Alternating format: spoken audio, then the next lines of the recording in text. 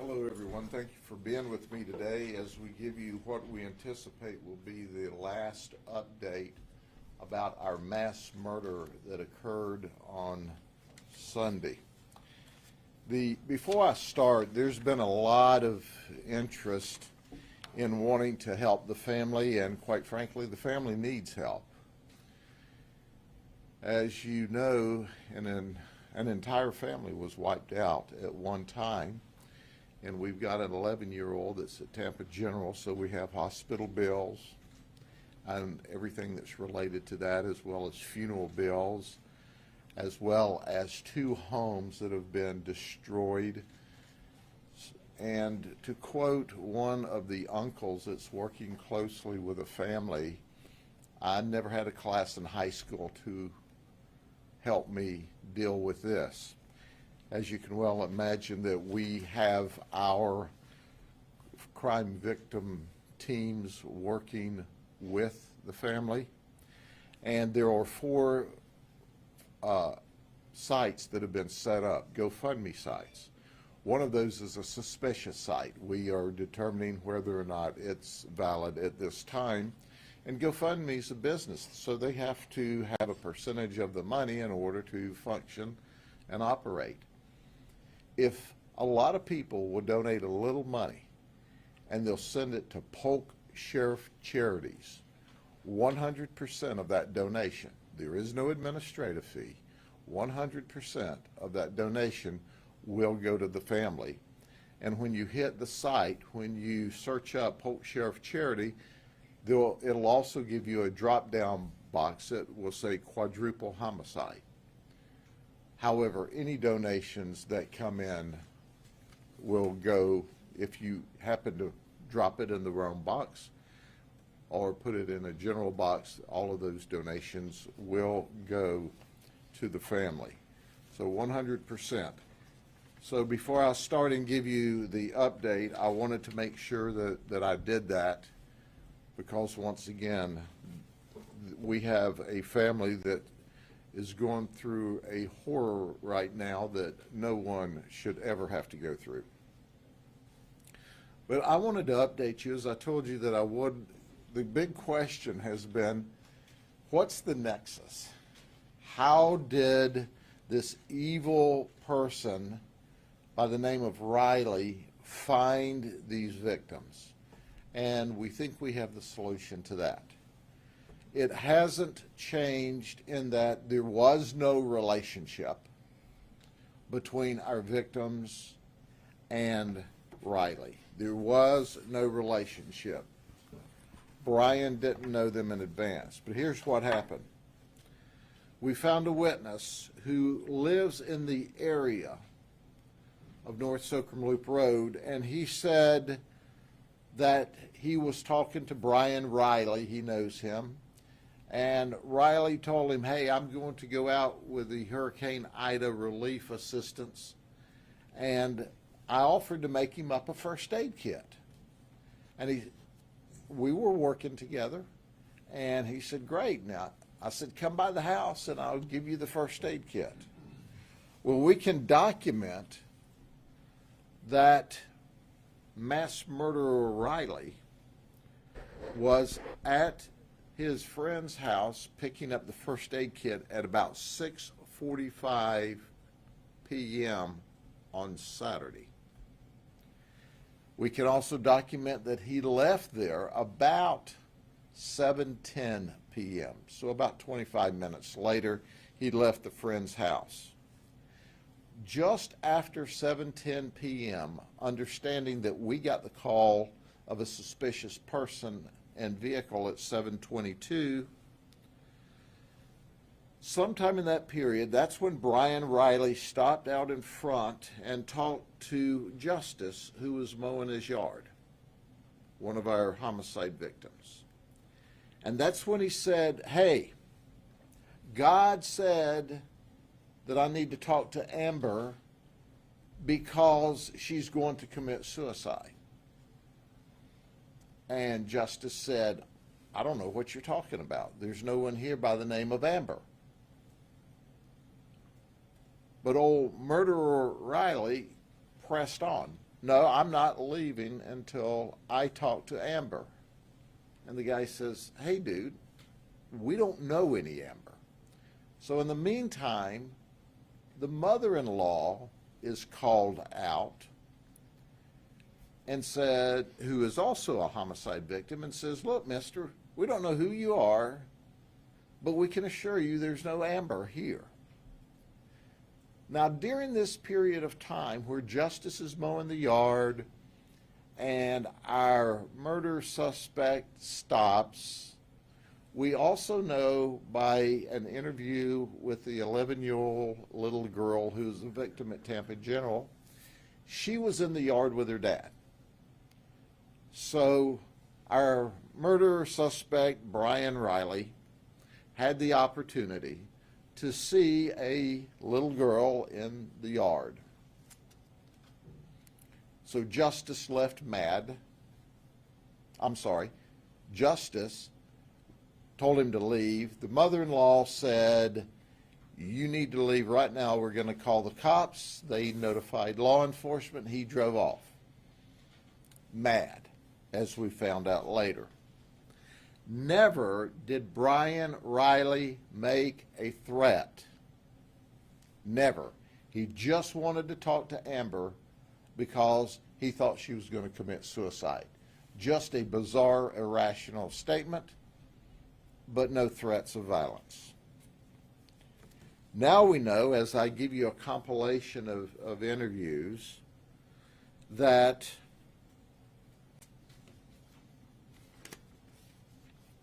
when our suspect Riley left, he was very angry. And he was very angry at Justice because he thought Justice had kept him from seeing this child, Amber, that was going to commit suicide. And that's when Brian Riley, our suspect, our murder suspect, said, God told me to kill everyone and to rescue Amber because she's a victim of sex trafficking. So he goes home. He decides to put an ops plan together. In his confession, he says, well, you know what that means? It means you have to kill everyone. And I told you the other day how he arrived at home. He argued with his girlfriend of 4 years, but never mentioned violence. The girlfriend said, God doesn't talk to you in this way. He accused her of being a non-believer. He got angry. He went to his room. She went to bed. I explained that to you, and she woke up at 6:30 and he was gone. In the neighborhood, we have found a piece of video where at 1 o'clock in the morning, he left his residence in that truck that we found at the scene, the black Ford pickup truck, F-150, with carrying a large shoulder bag, if you will, about 1 in the morning. So we wondered, where has he been between 1 in the morning and 4:22 in the morning? Well, here's a rendition, once again, of information that we were told based upon the interview with Brian Riley. He told us that when he left the residence, he went back to North Soakham Loop Road and he did reconnaissance. And I'm going to use terminology that he used. And the terminology that he used is from some of his training, some of his executive training, some of his security training. He said, I went back to do reconnaissance outside of the house in the moonlight. And he says, and that was I'm sorry, I'm not sure if he said that, but that was the beginning of his execution plan. He told us, and I'm going to read some snippets here, that he repositioned his truck 3 times so that he would have a fast departure. He searched through and spent time at the house to locate 3 entrance points into the homes. He planned out his diversions and he prepared his exit strategy.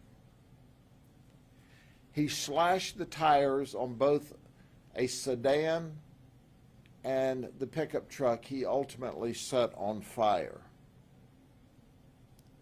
He set out the glow sticks from the road next to his vehicle, through the backyard, close to the next house. He explained that those were so he could find his way out in an emergency at night, and so if he found Amber, she could find her way to escape from this house where she was a sex crime victim. This is all fiction, all made up by him. Understand, and I underscore, when we make those references, there was no victims of sex crime in that house. He doused the vehicles with gasoline, both the sedan and the truck. He set the truck on fire as a diversion. He said, by the time I got back to the car, it wouldn't catch on fire, but the mission was underway and I had to push through. He took his breaching tools and he took them around back to the grandmother's apartment, and he tried the breaching tools without success on the door. So he left that door after shooting through the door, and he went around to the south side of the apartment, and he shot through the window and he entered. He called it clearing the house. I cleared the house, and that's when he killed the grandmother as he was clearing the house. He was clearing the house and looking for Amber. He said, I dumped a mag. And what he meant was he shot a whole magazine toward the victim and getting into the house. He said, then I had to immediately reset. And this, once again, more tactical terms. I had to reset to start my methodical search for Amber in the main house. He entered the main house by shooting out or breaking out the back glass door. He said, I know I made a lot of noise, so I had to push through. I knew that they were now aware I was there. He says, I moved down into the fatal funnel, which was not just a fatal funnel, but it was also the hallway through the house. He said, but God told me I was protected. He said, I moved into the bedroom where I shot the dog 2 times.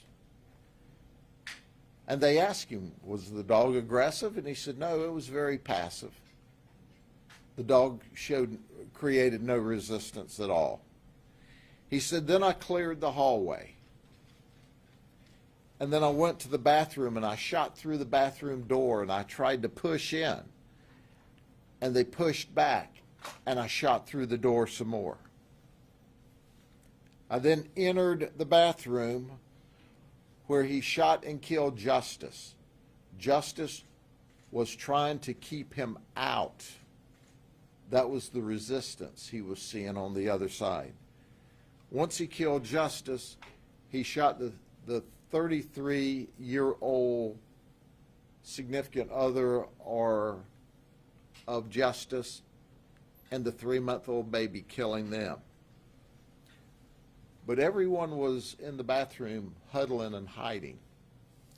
That's when he grabbed the 11-year-old victim, took her from the bedroom, I'm sorry, from the bathroom into the living room. And he asked her, "Where's Amber?" She said, "I'm not Amber. There is no Amber." And he said, "I want to know who Amber is." And he counted down, 3, 2, 1, pow. And he shot her in the thigh area, in the stomach. And she said, "And I grabbed the wound." And he asked me again and shot me again. Then this evil human being told us, "I tortured her in order to investigate and in order to find Amber." This is the big bad dude that tortured an 11-year-old child and murdered a 3-month-old baby and the 3-month-old baby's mother and father. And then this guy says to the 11-year-old, "Do you know why I killed your parents? They're sex traffickers." And then he said next, "I shot her in the legs. And then when she wouldn't tell me where Amber was, I eliminated her." He thought he'd killed her. But this 11-year-old was very brave and very smart. And she outthought him, thank God. She said, "I played dead and I prayed."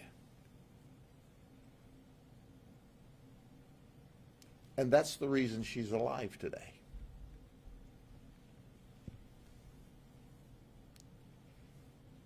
Before he shot her, thinking he'd killed her whenever she played dead, the suspect told us, "I asked God if a 12-year-old could be involved in sex trafficking, and God told me yes, and that's when I killed her." After that was when he had the shootout, the first shootout, and that one was with Lieutenant Tompkins, who came in the back door. And then he had more shootouts with our deputies as they arrived. We believe at this point in the investigation, and as I told you before, anything I tell you is subject to change by the time we finish the investigation, but this is the best information we have at this moment in time. We believe that during the subsequent shootout is when one of the deputies who was shooting one of our rifles shot him through the stomach. It was a side-to-side wound. It actually went through the vest he was wearing, but it did not enter the cavity. It just went through the exterior portion of his stomach and through the fat area. He immediately retreated back, of all places, to the baby's nursery, where you would think everyone would be safe and secure. And he started putting quick clot or material to stop the bleeding.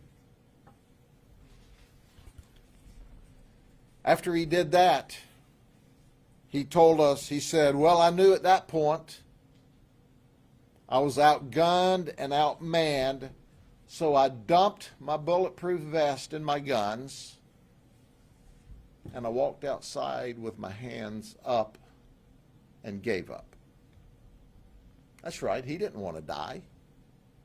He didn't want to die. He consciously and intentionally decided, well, heck, they're all here now. They've engaged me once at the back door. They've shot me through the window. I better give up. He was a coward, an absolute coward. He looks like a man, but he's not a man. He's a sniveling coward. He was a big bad dude when he had 2 different firearms and broke into a grandmother's home and shot and murdered an unarmed grandmother. He was a bad dude when, armed with 3 firearms, went into this house and shot and killed a 3-month-old baby in the arms of its mother and executed the mother with multiple gunshots. When he killed and executed the father with multiple gunshots. He was a big bad dude when he took an 11-year-old child and shot her while trying to interrogate her to find Amber. He was a big bad guy. But then when he got shot by the good guys, he folds up. He drops his vest and his guns. He wants, when he exits the house, to make sure that we all know he's not armed. And our deputies did exactly as they should have.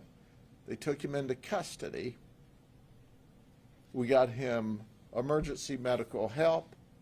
Then he got to the hospital and tried to take one of the Lakeland police officers' guns. And they had to fight with him at the hospital. And then he confessed. He confessed to the horrible tragedy that he did on a Sunday morning. Here's what we know at this point in the investigation. Now understand, crime scene is still working. Will not be finished today, probably tomorrow, maybe through the rest of the week. This is the most extensive single crime scene that we have worked that I can remember. It appears at this point in the investigation, 5 deputies shot that morning in response to this mass murderer and 1 Lakeland police officer. We shot approximately 59 times. We know that our mass murderer shot in excess of 100 times this particular morning. We know, based upon what we've found so far, we're starting to do background work by some of the detectives, that our suspect, as you already know, had 4 years in the Marines, 3 years in the reserves, a trip to Afghanistan and Iraq. He worked in executive and private security and was well thought of and was well trained. He has 16 separate certificates in security and tactical training. He was well trained. We know from a compilation of the information from the time he had that first communication with Justice that he was seeking out Amber, who wanted to commit suicide, who was the victim of sex trafficking, and it was all a figment of his imagination. We've had the opportunity to interview the 11-year-old. I can't underscore enough her bravery. I can't underscore enough her ability to think through of how to survive when she has just witnessed her father, her baby brother, and her stepmother viciously murdered right before her very eyes. We interviewed her, and she said, I was outside helping Dad do yard work on a Saturday afternoon. He was mowing. I went in the house as he was having a conversation with a man outside. And Dad told me later that he was looking for somebody by the name of Amber who this guy thought was going to commit suicide.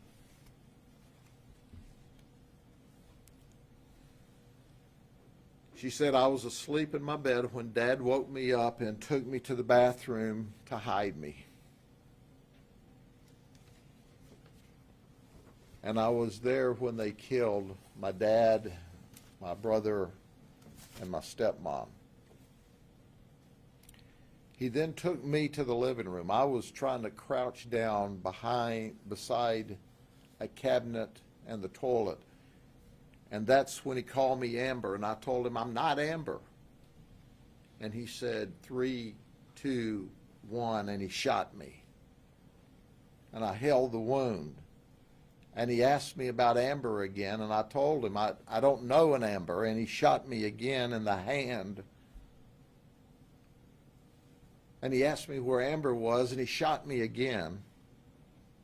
And then he told me, do you know why I killed your parents? It's because they're sex traffickers. She says, I played dead and I prayed. We know that she's had 4 surgeries so far. She's in intensive care.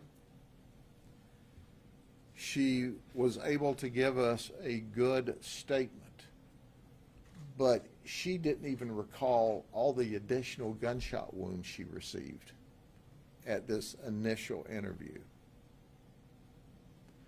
We know she has at least 7 bullet holes in her.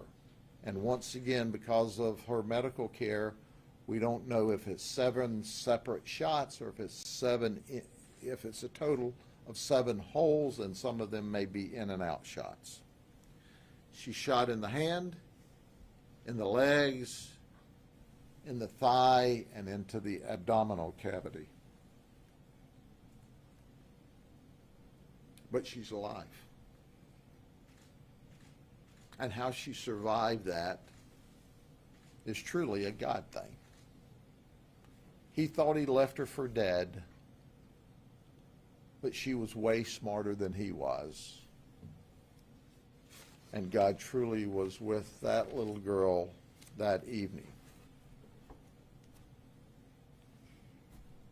You know, my editorial comment is, I know my God was pissed. That's not the God we know.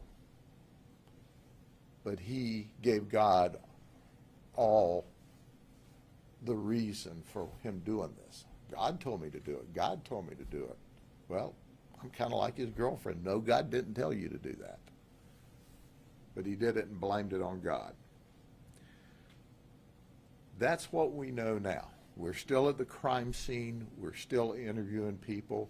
We have found other witnesses that knew he was going to the hurricane recovery. No one yet has told us they knew anything about any violence. No one said that. The investigation's ongoing. As you well know, the investigation is not near over, but now we're going to witnesses and friends and dotting the I's and crossing the T's, and this is going to go on for weeks and weeks and weeks as we prepare a case against this mass murderer, against this totally evil person. Totally evil. Totally evil. There's not words to adequately describe the rage and that we all feel about what he did to this innocent family who's simply sleeping in their home. And they happen to be the unfortunate ones that he passed by that afternoon, where he saw the man and an 11-year-old girl. It could have been anybody's neighborhood that was out with their children that afternoon. These just happened to be the unfortunate people that he picked on. Now you kind of understand why I asked for a lot of people just to help a little bit, because what is remaining, an entire family with the exception of this 11-year-old child, is wiped out. And there's funeral bills and doctor's bills and all kinds of collateral issues that have to be dealt with. The family's doing the best they can. We are working with them, with our crime victims folks, but they can use help. Are there any questions I may answer them, or I may not? Yes, ma'am. You had said that Riley said he was using meth. Have you found any evidence that he was using drugs? Riley told on his way to the hospital to a Lakeland police officer, among his rambling statements, that he had used meth. That's his statements. We haven't gone back yet to see whether that's accurate or if that's some of his ramblings. We have found evidence of illegal steroid use. But obviously we'll go back and serve subpoenas on the hospital and see what they found when he got there, and all of that's yet to be determined. But he admitted it. But we have found evidence of illegal drug use, steroids. I just want to confirm, you said Riley shot through the back door to enter the home? Yes, ma'am. Yes, ma'am. How many firearms were recovered at the scene? We recovered 3 firearms at the scene. Has he shown any remorse? No, 0. 0 remorse. He's an evil human being. And I just can't get over how bad he was while he's wearing bulletproof garb with 3 guns in a house with innocent people trying to sleep at night, none of which had a gun. There were no guns in the house. They couldn't protect themselves if they wanted to.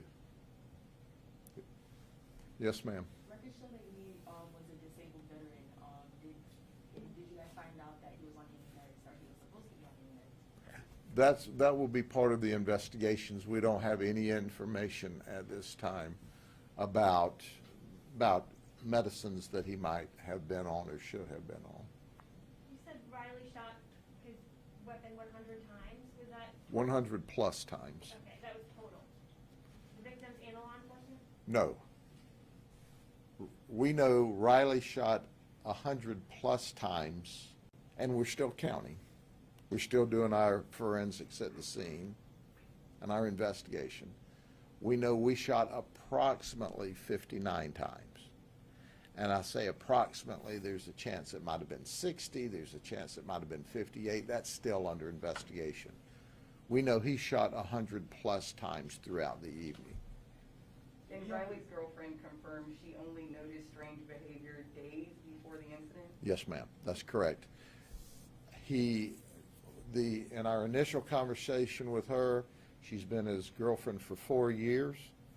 She has been totally cooperative, had 0 knowledge, according to what she's told us, of any bizarre behavior up until he did the security a week ago Sunday at the church, and he came back with this infatuation about being able to speak directly to God, and God talked directly back. She said, I'd seen, slight depressions over the years, and even then,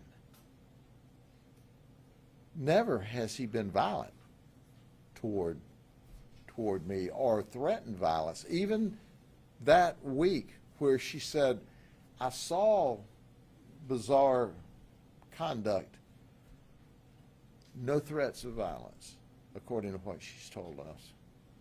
Yes, ma'am. Do you